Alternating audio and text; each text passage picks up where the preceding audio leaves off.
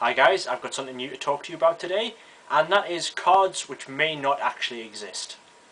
Sometimes, when creating and releasing card games, it's necessary for the creators to cancel the release of some cards. Created by mistake and removed from shelves before people are able to buy any.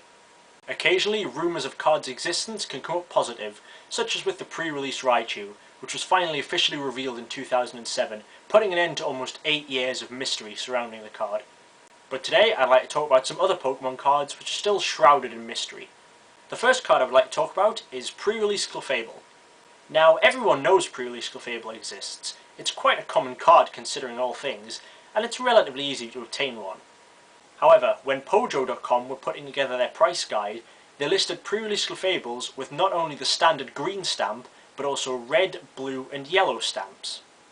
After seeing this a few years ago, I began asking around, asking if anyone had seen them, if anyone could confirm the existence of the other colours.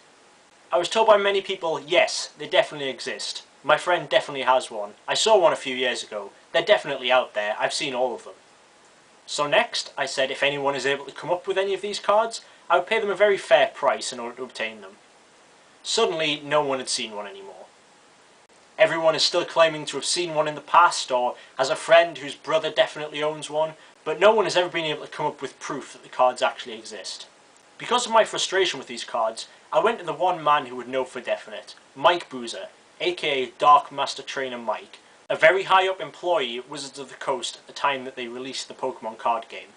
He told me that they may have created a few red ones as a way of testing the stamp, but that none of those were ever released to the public and were almost certainly destroyed, with only green ones ever being released. So, to put an end to that mystery, there are only green ones available. There may be one or two red ones still lurking away out there, but if there are, they've been well hidden by former Wizards employees. Next, we move on to when Wizards was losing their license, and they released the Best Of series. This was a series of 9 cards which comprised a mix of some of the most memorable cards that they'd released in the game, as well as some new promos directly translated from Japanese. All cards in this set received a winner version, with the exception of Professor Elm, which was a delegate promo card. However, for some reason, Rocket's Mewtwo and Rocket's Hitmonchan didn't receive a non-winner version. Originally, this was thought that Wizards simply couldn't release the cards in time before they lost the license, but a few years ago a different story started popping up. The story goes that a box of each of the non-winners of Rocket's Hitmonchan and Rocket's Mewtwo were taken at one of Wizards' last tournaments, but was stolen from the site before anyone was able to receive any. One collector eventually attempted to track down the alleged thief. However, with such a long time elapsing between the initial theft and the tracking them down, it was almost inevitable that the search wasn't going to turn up anything. The last I heard, there had been an admission of guilt from someone regarding the theft of the cards. However, even when large sums of money were offered up, he was unable to produce them. So, putting an end to this mystery, it seems they did exist at one point, but it now seems that they've been lost forever.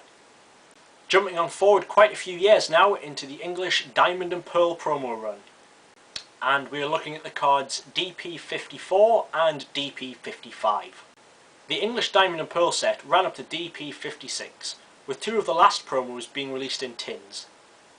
They were promo reprints of 2 different Arceus Level X cards, one numbered DP53 and one numbered DP56.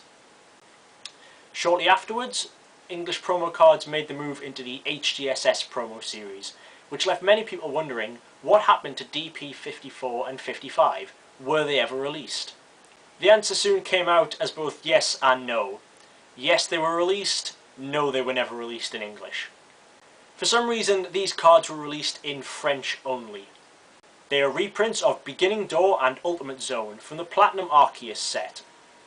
For some reason, these cards were left out of the French version of the set and were instead released as promo cards, but retained the English numbering system. While Pokemon may not have known how soon they were moving to the HGSS promo system, myself and I think a lot of other collectors would have preferred it if the second Arceus Level X was numbered DP54 and these 2 were numbered 55 and 56. That way all the English cards would stay together. Either way, it is a strange move, and even if they were only reprints, I still would have liked to have seen them get an English release as well. So putting an end to this mystery, yes, they were released, but only in France.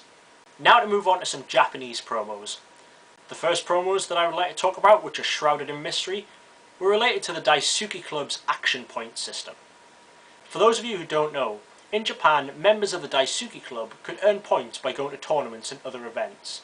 Points were also available with the purchase of different products.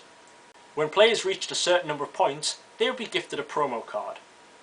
The Daisuke Club was initially set up during the Diamond, Pearl and Platinum promo run. At this time, only the first two levels were revealed. The first level would get you a Pikachu promo card, and the second level would get you a Darkrai and Cresselia promo card. When the switch was made to the LP promos, further levels were revealed. The first two levels would remain the same, with Pikachu and Darkrai and Cresselia, although these were now reprints with LP promo numbers. Further levels could get you a Great Raichu, a Master Scroll, or Great Espeon and Umbreon. Because the switch to LP promos happened so soon after the start of the Daisuke Club, people began to wonder whether anyone had enough points to claim the Diamond, Pearl and Platinum versions of the Darkrai and Cresselia. When months and eventually a couple of years went by and none had ever appeared for sale, people just began to assume that no one had had enough points to claim them, and that these cards were never released. However, I was able to dig further into this story at the 2012 Pokémon World Championships, where, thanks to a very helpful translator, I was able to discuss these cards with the 2010 World Champion, Yuta Komatsuda. Yuta told me that there had in fact been people who had enough points to claim these two cards at the end of the Platinum era. However, only around 10 people had enough points to receive them.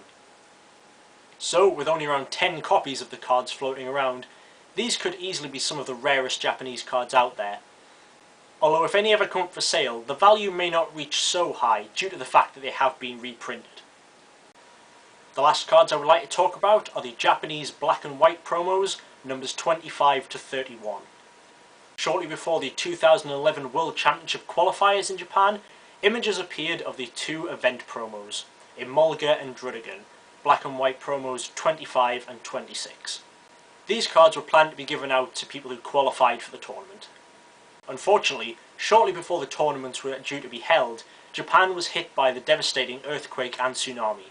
Even though the whole of Japan wasn't all affected as badly as some areas, the decision was made to stop all of these qualifiers from taking place.